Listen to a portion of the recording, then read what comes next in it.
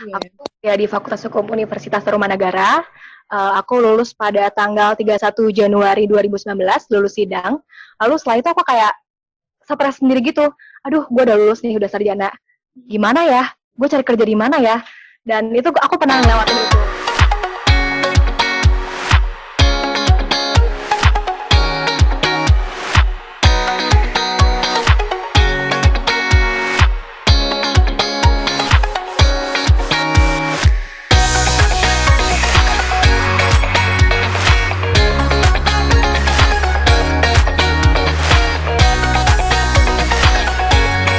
Assalamualaikum warahmatullahi wabarakatuh. Selamat malam teman-teman semuanya. Terima kasih kepada teman-teman yang sudah hadir dan mengikuti acara Bincang Hukum pada malam hari ini. Dengan tema, lulusan hukum tapi nggak kerja di bidang hukum, bisa? Nah, pada celoteh ramai dan asik kali ini kita mendatangkan narasumber yang luar biasa.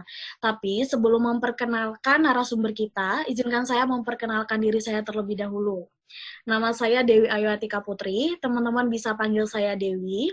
Saya mahasiswi Fakultas Hukum Universitas Jember. Saat ini sedang menempuh semester 7. Dan selama beberapa menit ke depan akan memandu acara cerdas kali ini. Langsung aja nih, aku perkenalkan narasumber kita yang pertama. Yang pertama itu ada Kak Osapani Adrin SH, as Woman Planner. Selamat malam Kak Osin. Halo, selamat malam Dewi, selamat malam teman-teman semuanya. Terima kasih udah hadir dan terima kasih juga udah diundang untuk ngobrol bareng tentang tema yang mau kita bahas ini yang sangat menarik. Oke Kak Osin. Sekarang kegiatannya lagi sibuk apa nih Kak? Seperti biasa, karena dari mulai tahun 2016 sampai sekarang aku menjalankan bisnis sendiri. Ya bisnisnya bisnis kuliner, bisnis macam-macam sih. Jadi itu yang aku jalani untuk jadi aktivitas aku sesuai sama tema kali ini, yaitu lulusan hukum bisa nggak sih bergerak selain di bidang hukum? Bisa. Oke. Gitu. Berarti tadi ada beberapa bidang usaha ya Kak ya? Yes. Oke. Kalau tadi Kak Osin dengan beberapa bidang usahanya, narasumber kita yang selanjutnya ini ada Kak Charlie Hutahean, SH, as Manager Trade Finance Specialist. Selamat malam Kak Charlie. Malam Mbak Dewi, malam semuanya. Terima kasih Kak sudah menyempatkan hadir. Thank you ya, bisa diundang juga ya buat diskusi ya. Ini Kak, mungkin teman-teman di sini masih banyak yang nggak tahu nih Kak tentang Manager Trade Finance Specialist ini seperti apa. Bisa diceritain nggak sih Kak, ini seperti apa, kemudian peranannya seperti apa?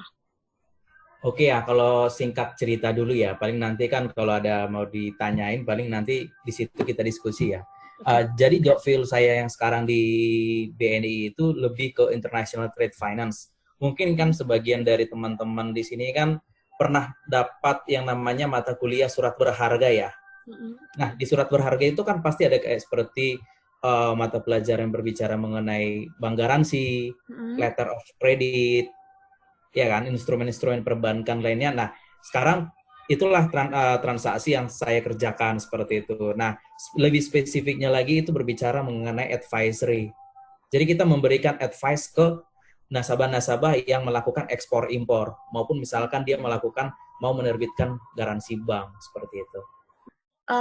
Selanjutnya, narasumber kita yang ketiga, yang gak kalah luar biasanya, ada Kak Helen Rumiris SH, as Business Representative di PT Metro Data Group. Malam Kak Helen. Halo, selamat malam.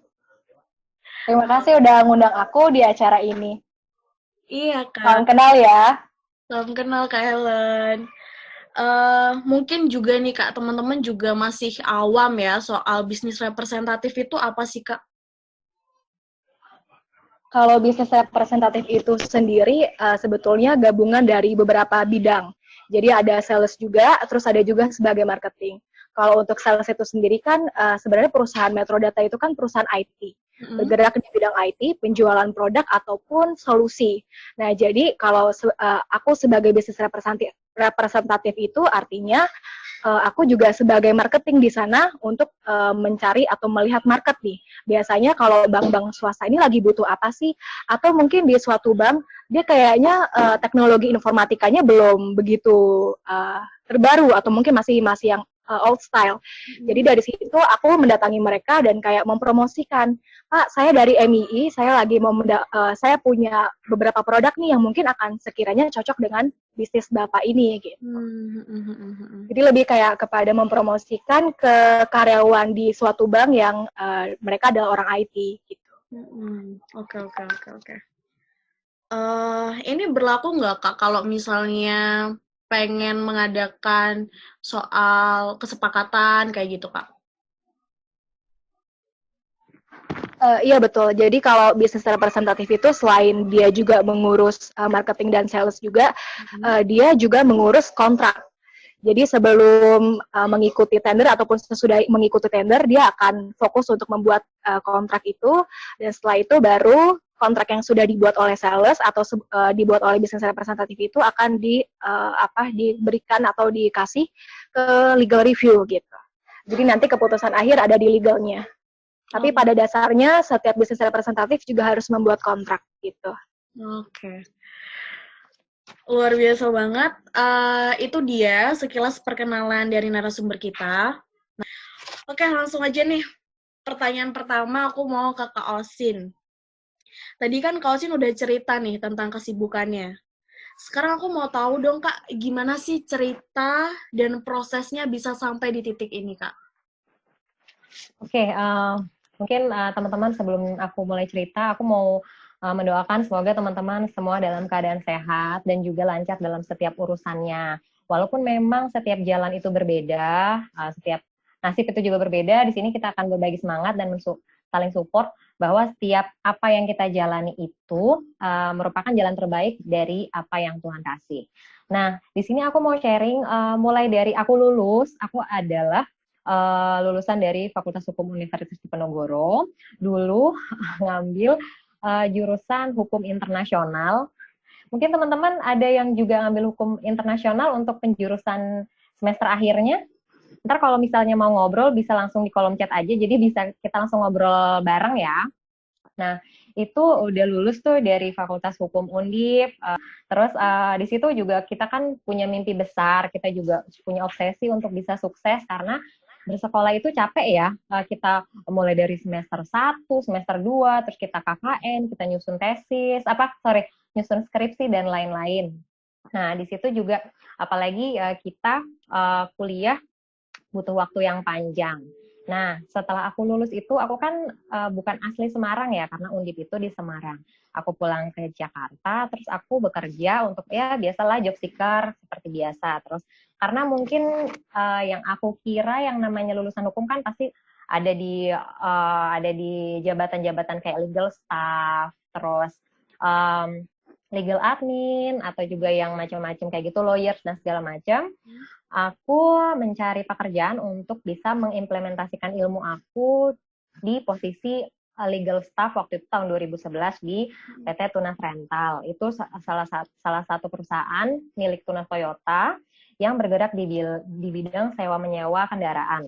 Okay. Nah, di situ aku mengambil pengalaman itu sekitar 1 tahun dan juga aku menjalankan posisi itu juga bikin kontrak kerja untuk kontrak sewa menyewa kendaraan. Jadi nanti aku akan setelah kontraknya selesai itu ntar aku berikan ke bagian yang juga memproses untuk memberikan kontrak itu kepada orang yang mau menyewa kendaraan itu. Biasanya selain perseorangan itu juga perusahaan. Nah, kemudian dari situ 1 tahun aku juga mencari pekerjaan yang memang lebih baik dari posisinya itu. Kenapa aku pindah? Karena memang mencari yang lebih baik, mungkin seperti benefit atau segala macam gitu.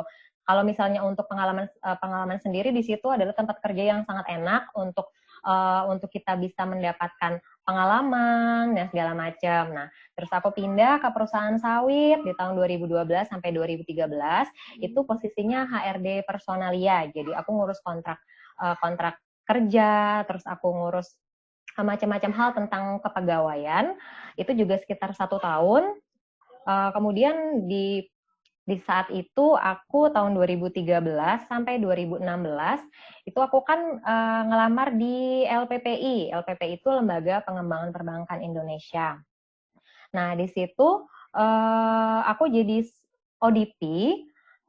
Dari proses panjang yang aku jalanin itu adalah tempat kerja yang menurut aku merasa sudah ada di titik yang paling settle, karena memang udah prosesnya panjang, sekitar 10 tahap, terus dari sekian ribu pelamar, 1.100 kalau nggak salah, aku salah satu dari 11 orang yang diterima di sana.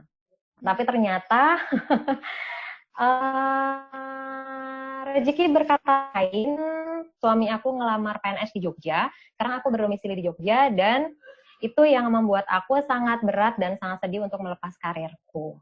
Situ. Aku setiap cerita itu tuh pas agak-agak sedih ya, karena nggak setiap orang bisa ada di tempat yang memang kita sudah kejar, apalagi kita udah punya latar belakang pengalaman, sekolah, dan segala macam. Nah, dari situ aku berpikir sebelum aku resign, aku harus punya kegiatan, karena kalau misalnya kita pindah ke suatu tempat, belum tentu di tempat itu kan ada cabang kantor kita ya. Betul. Nah, di situ ternyata memang LPP itu nggak ada cabangnya. LPP itu posisinya di Kemang, Jakarta, dan di Jogja itu paling relasinya adalah bank pemerintah, BPDDIE. Tapi ternyata di situ juga memang kalau nyari kerja di Jogja itu bukan suatu hal yang mudah, beda sama Jakarta. Kalau Jakarta itu banyak tempat kerja, kalau di Jogja itu memang dia bergerak di bidang bisnis kreatif. Jadi waktu itu aku pernah ngelamar kerja sebelum akhirnya aku juga sambil menjalankan bisnis. Itu sampai yang punya perusahaannya itu bilang, aduh aku tuh harus ngegaji kamu berapa ya?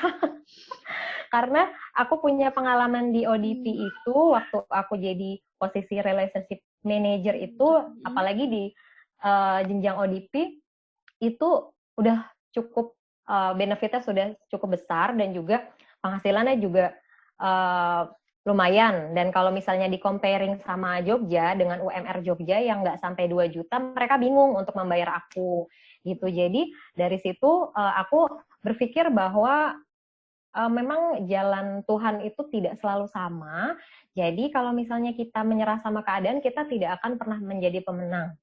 Jadi dari situ aku berusaha untuk bisa survive dan menjalankan bisnis sampai saat ini. Termasuk tadi bisnis Dapur Papa Ica adalah bisnis kuliner yang aku jalankan.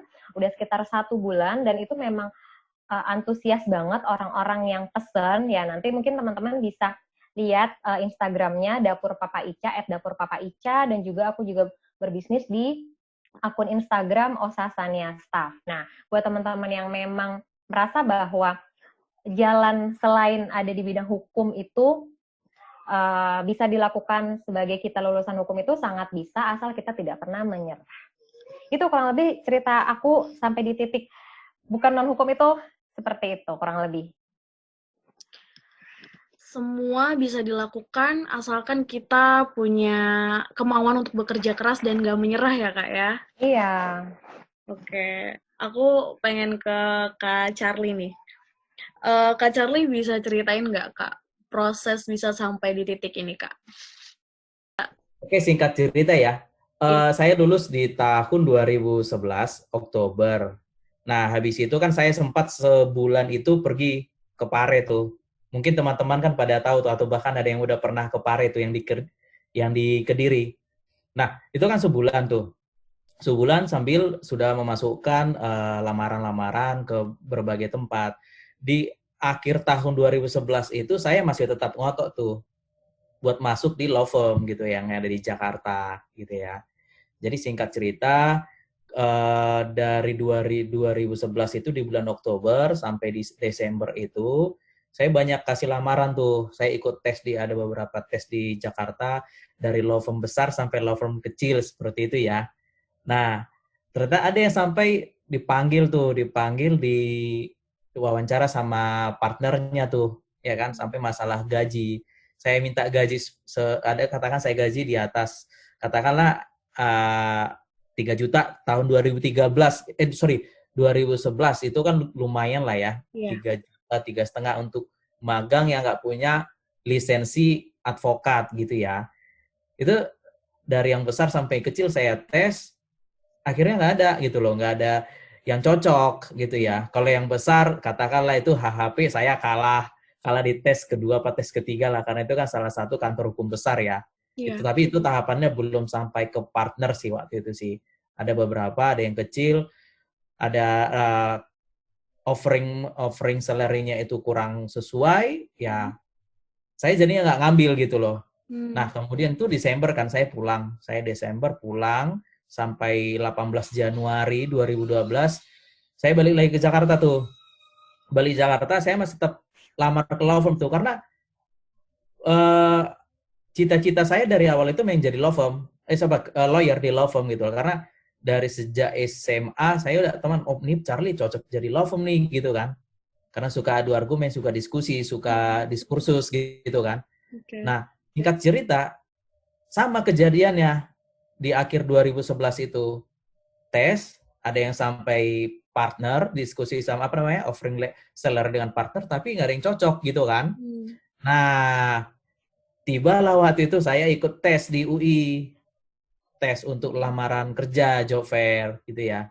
Nah, saya salah satu tertarik nih ngeliat perusahaan ini. Gitu ya, padahal nggak ada pernah kepikiran kerja di bank. Yeah. Saya masuk, saya ambil, ya puji syukur ternyata seperti air mengalir kan. Ternyata berjodoh di situ dari 2012.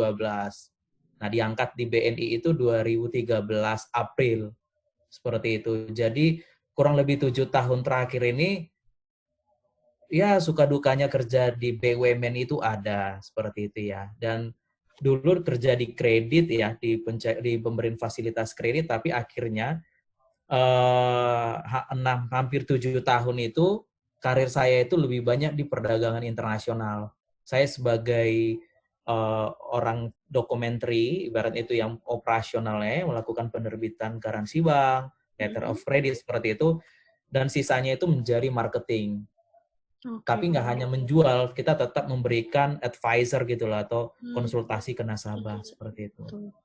Nah, nanti kalau suka dukanya, pasti nanti kalau ada teman-teman yang bertanya, suka dukanya seperti apa? Apakah sudah nyaman di BUMN gitu ya? Nah, nanti kita bisa tanyakan kalau saya jawab kalau misalkan ada pertanyaan dari teman-teman. Mungkin itu yang bisa aku sampaikan. Thank you. Oke, Kak Charlie. Tuh, buat teman-teman yang mau nanya lebih lanjut, nanti kita ada sesi tanya-jawab ya. Oke, aku mau dengar cerita dari Kak Helen nih sekarang. Gimana, Kak? Bisa sampai pada titik ini, Kak? Untuk sampai ke titik ini sebenarnya dimulai dari aku lulus dari Fakultas Hukum dulu lah ya. Yeah. Aku ya di Fakultas Hukum Universitas Tarumanagara. Aku lulus pada tanggal 31 Januari 2019, lulus sidang. Lalu setelah itu aku kayak stres sendiri gitu. Aduh, gue udah lulus nih, udah sarjana. Gimana ya? Gue cari kerja di mana ya? Dan itu aku pernah ngelewatin itu. Terus akhirnya aku kayak kasih CV aku ke beberapa perusahaan, bahkan dari bulan November tahun lalunya aku tuh udah kirim, cuman karena belum ada panggilan, baru tuh di detik-detik terakhir adalah salah satu kantor konsultan hukum, dan aku pertama kali bekerja di situ, PT Legalitas Indo Utama. Jadi awalnya bos aku itu kan, bos pertama aku punya 2 usaha, satu law firm, satu lagi konsultan hukum. Nah, aku kerja di konsultan hukumnya itu, gitu. Nah, pekerjaan itu sebagai account eksekutif. Jadi sebelum calon klien itu bertemu dengan legal consultant di kantor aku, mereka bertemu dengan aku dulu. Jadi nanti aku kayak kasih advice ke mereka, oh Bapak masih kurang ini nih pendaftarannya, maksudnya administrasinya masih kurang ini dan kurang itu.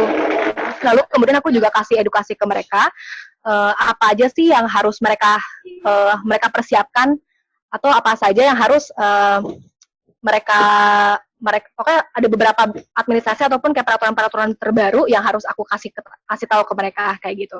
Terus akhirnya ketika aku bekerja di sana, aku merasa kayaknya aku bisa mencari di tempat lain deh. Maksudnya kayak jiwa penasaran gitu. Kayaknya aku bisa lebih dari ini. Nah, akhirnya aku coba apply, dan akhirnya baru di kantor kedua aku kerja di Hino, Bypass Indo. Nah, di situ aku bekerja sebagai HRD. Aku kayak pengen ngerasain gimana sih kalau pekerjaan HRD itu ngurusnya tuh seperti apa sih.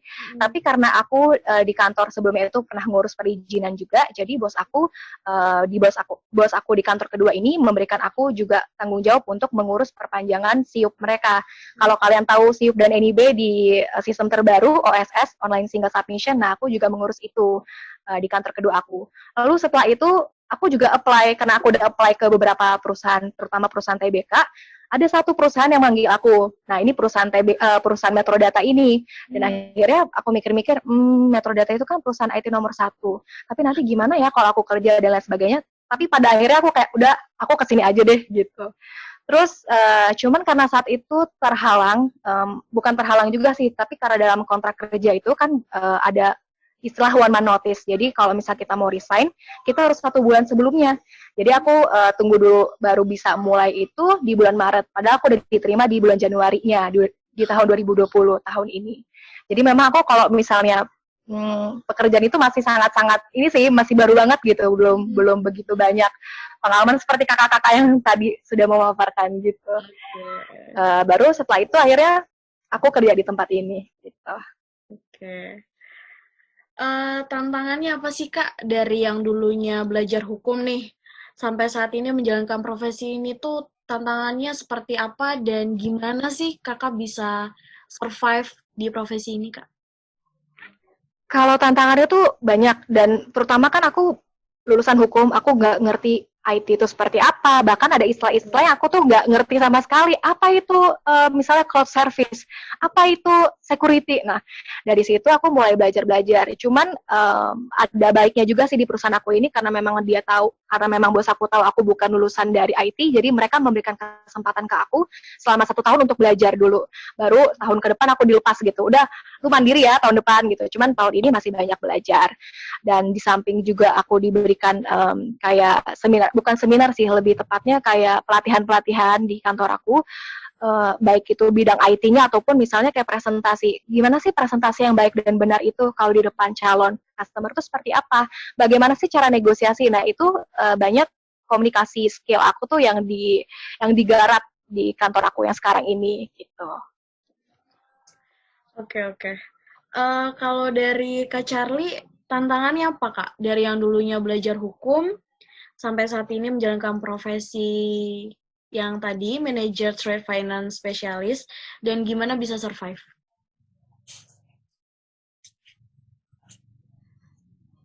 Soalnya di-unmute dulu, Kak. Iya, jarak itu ya. Nanti gini, Mbak Dewi, kalau bisa, nanti nih dipersilahkan nih dari kurang lebih ada 26 atau 27 orang. Siapa sih teman-teman di sini yang satu, suka akuntansi atau matematika, yang kedua, dari background yang dia ngambil jurusan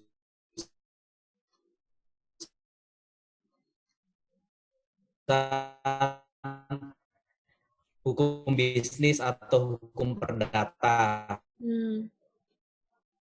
Seperti ya, saya artinya dari 26 itu berapa sih yang katakan dia suka akuntansi, suka matematika, dan satu lagi suka katakan dia atau dari ambil jurusan hukum bisnis atau sejenisnya seperti itu ya. Nah, balik lagi kalau ditanyakan tadi suka dukanya itu sangat banyak gitu ya. Nah, saya masuk 2012 itu langsung belajar yang namanya itu perbankannya. Dan di perbankan itu saya nggak masuk di bagian legalnya. Saya itu masuk di namanya ODP-nya itu General Banking. Saya harus belajar yang namanya akuntansi dasar. Bayangin aja teman-teman, kalau katakan dia agribisnis, pertanian, teknik segala macam, bahkan itu ekonomi, pasti kan mereka belajar mengenai akuntansi dasar ya. Yeah. Itu saya belajar loh, buku setebal ini, saya belajar tuh dulu tuh. Jadi saya nggak hanya belajar hukum, itu hukum hampir sangat sedikit lah saat itu ya. Jadi saya banyak belajar hukum, belajar akuntansi, belajar mengenai produk-produk perbankan seperti itu ya. Bagaimana yang tadinya kita itu adalah orang yang katakanlah ada orang yang tidak terlalu suka komunikasi dengan orang, dia harus jadi meninggalkan sisi introvertnya gitu ya. Jadi dia harus memaksakan dirinya itu ya namanya banker itu sih komunikatif seperti itu ya. Jadi kita banyak belajar hal yang jauh dari yang katakan kita pernah belajar hukum seperti itu ya. Dan jujur itu pun pernah membuat saya minder saat itu ya. Loh, saya pernah sampai nangis gitu loh. Sampai ada satu kejadian, ini mungkin teman-teman pasti suatu saat pernah kepikiran seperti itu ya. Kadang nyesal atau merasa kok saya nggak di bagian hukum. Padahal saya suka banget hukum gitu. Bahkan teman saya bilang, saya cocok bisa jadi jaksa, jadi hakim, seperti itu ya. Bukan karena gaji. Kadang-kala kan kita kan orang ngambil gaji ya. Nah, kadang waktu itu saya bukan bersyukur di gaji ya, saya bersyukur di pendapatan salary yang dikasih oleh tempat saya sekarang. Tetapi saya waktu itu kurang bersyukur mengenai saya ada di situ gitu loh. Saya bahkan sampai menitikkan air mata. Ditambah waktu itu kan ada kerjaan overload, salah lagi kan, transaksi ke bank koresponden lah ya, bank yang ada di Amerika gitu loh ya. Itu kaitannya dengan bank Korea, sampai saya hopeless gitu loh. Tapi lama-kelamaan saya mencoba survive gitu loh.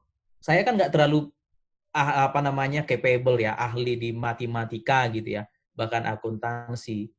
Tapi saya berusaha sejauh saya masih di sini, saya harus memberikan yang terbaik dan saya pun harus mau belajar seperti itu ya.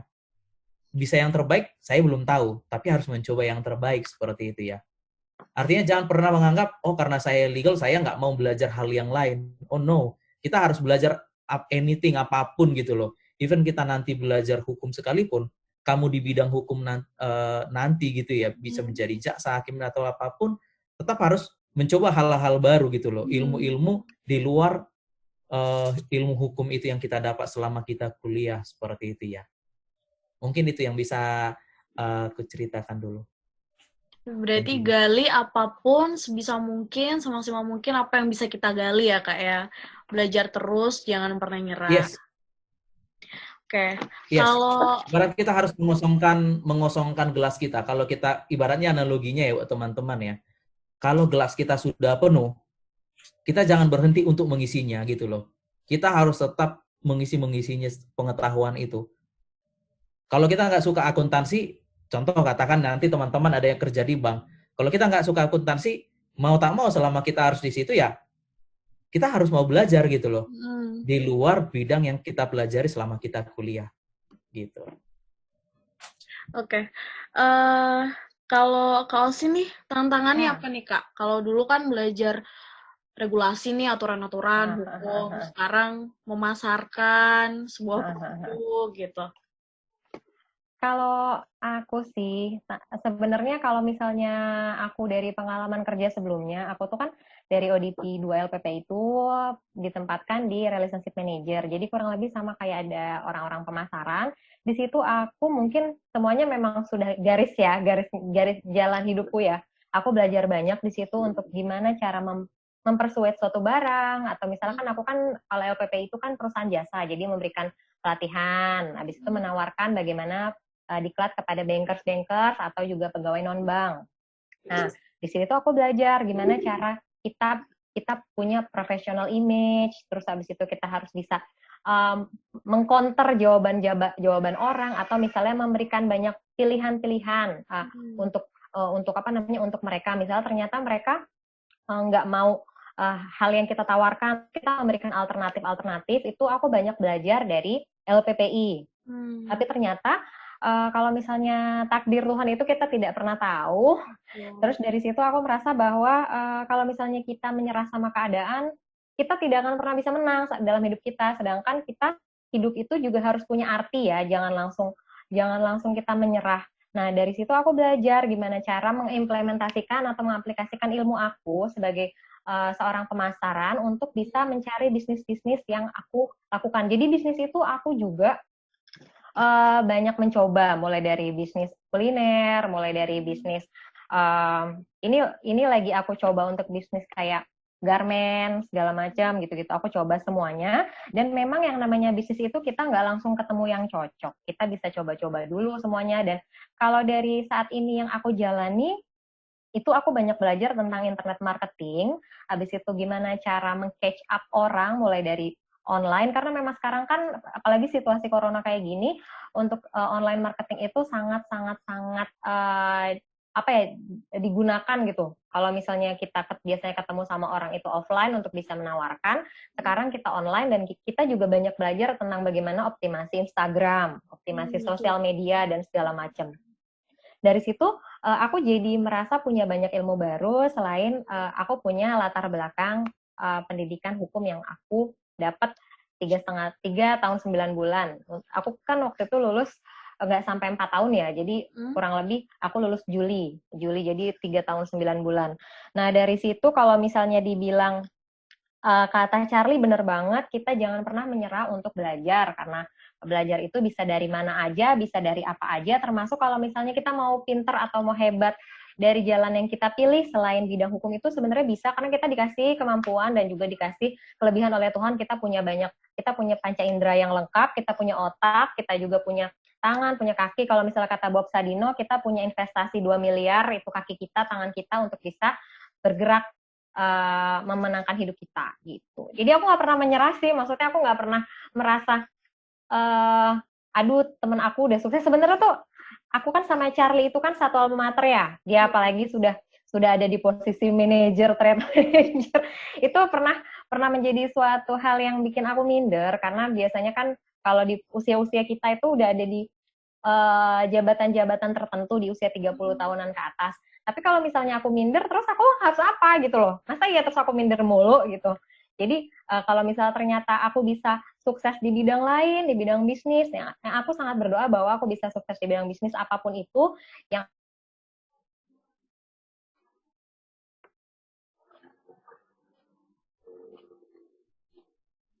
dari dalam hati sih. Jadi kita jangan pernah ngerasa kecil gitu kalau misalnya kita memang jalannya berbeda dari orang lain.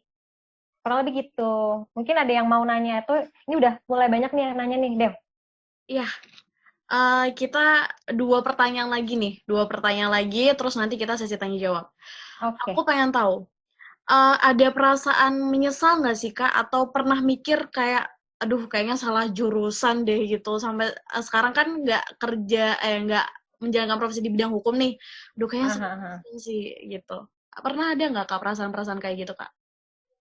Aku tuh nggak pernah menyesal sama setiap hal yang sudah aku pilih dan aku jalanin, karena sebelum kita memilih kan kita berpikir ya, dipertimbangkan gimana segala macam. Cuma mungkin pada saat aku menjalani, kita memilih itu kan mungkin ada rasa berat, karena kita memilih suatu hal yang ternyata bisa dibilang itu sebagai suatu pembelajaran kita bahwa kita mampu, atau ternyata bukan kapasitas kita untuk menjalankan itu. Tapi di saat kita bisa melewati itu tuh sebenarnya kita udah hebat banget. Dan mungkin dari teman-teman yang lain dan termasuk Dewi sendiri atau partisipan ini ada sekitar 31 orang, itu kita nggak pernah tahu jalan hidupnya kayak gimana. Yang penting jangan pernah menyesal dengan apa yang udah kita jalanin, karena kita nggak pernah tahu jalan terbaik yang dikasih sama Tuhan gitu. Luar biasa. Kalau Kak Charlie Kak gimana? Kalau dibilang menyesal ngambil jurusan hukum enggak? Karena dari SMA yang saya tuju memang fakultas hukum. Waktu bimbingan hukum. Nggak ada di luar hukum. Waktu bimbingan di Medan dulu ya. Iya. Waktu pilihan SPMB waktu itu ya namanya SPMB ya. Sekarang UTBK ya. SPMB dulu saya ngambilnya hukum semua. Hukum UI sama hukum Diponegoro dulu. Jadi saya nggak ada pernah menyesal. Nah yang kedua, kalau bisa saya tambahin, nyesal nggak sekarang ada di posisi di perbankan? Nggak menyesal juga. Karena itu jalan hidup dan pilihan hidup yang udah saya ambil di awal gitu loh. Betul. Artinya pertanyaan sekarang, apakah selama, saya katakan tadi kan nggak menyesal gitu ya, tapi di dalam perjalanannya, apakah pernah terbersit rasa pengen balik lagi ke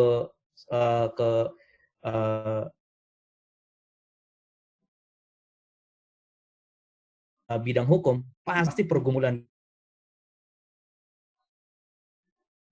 dongeng gitu ya, langsung semuanya indah gitu ya. Bahkan detik ini pun saya masih kepikiran gitu ya. Kenapa saya bilang gitu? Walaupun ya ini cerita-cerita sedikit saja ya jalan hidup ya. Dulu kan saya nggak punya uang ya, karena saya kan bukan dari punya privilege yang orang-orang yang memiliki uang gitu ya. Saya dikasihkan lebih ke opportunities realistis gitu ya. Dulu itu saya nggak punya uang untuk ikut PKPA. Mungkin teman-teman nanti di sini tahu berapa harga ikut PKPA ya, 5 jutaan gitu ya. Ditambah uang ujian advokat, itu di total itu hampir 10 juta. Dan teman-teman tahu nggak, ternyata saya bisa dapat bukan lisensi, karena saya belum mau disumpah gitu ya. Saya ikut PKPA dan juga tes advokat Peradi di tahun 2019 kemarin itu karena dibiayai oleh kantor saya sekarang, BNI gitu loh. Oh. Saya udah tinggal disumpah sebenarnya, tinggal disumpah. Tapi apakah waktu itu saya langsung menggebu-gebu langsung ngambil tindakan? Ya udah deh, saya udah punya kartu, saya udah lolos advokat nih, tinggal disumpah, gampang tuh. Saya pengen balik ke hukum lagi nggak semudah gitu. Kalau kata orang kan nggak mudah semudah itu, Ferguson gitu ya. Semakin pasti nanti teman-teman berjalannya waktu pasti nanti lebih wise, lebih bijak mengambil keputusan dalam hidup supaya nggak langsung tergesa-gesa. Oh, kalau kita itu pasti nanti teman pasti berpikiran mengenai menghilangkan ego gitu loh, pengen balik ke sisi hukum. Seperti itu. Jadi intinya ya nggak ada penyesalan dalam hidup, yang penting kan belajar dari hidup yang kita rasakan, kita nikmati saat ini gitu. Betul. Kalau nggak ada pilihan saat itu, mungkin kita bukan menjadi sosok kita yang sekarang ya, Kak, ya? Pastinya. Ya. Terus kalau Kak Helen, sempat ada kepikiran nyesel nggak, Kak, atau salah jurusan? Kalau merasa salah jurusan sih aku enggak. Kalau penyesalan pun juga tidak. Karena ketika aku memilih fakultas hukum pun itu karena kesadaran aku dan keinginan aku sendiri, bukan karena dorongan atau keinginan orang tua. Karena kan basicnya aku waktu SMA kan IPS, dan salah satu pelajaran yang paling aku suka itu pendidikan kewarganegaraan gitu.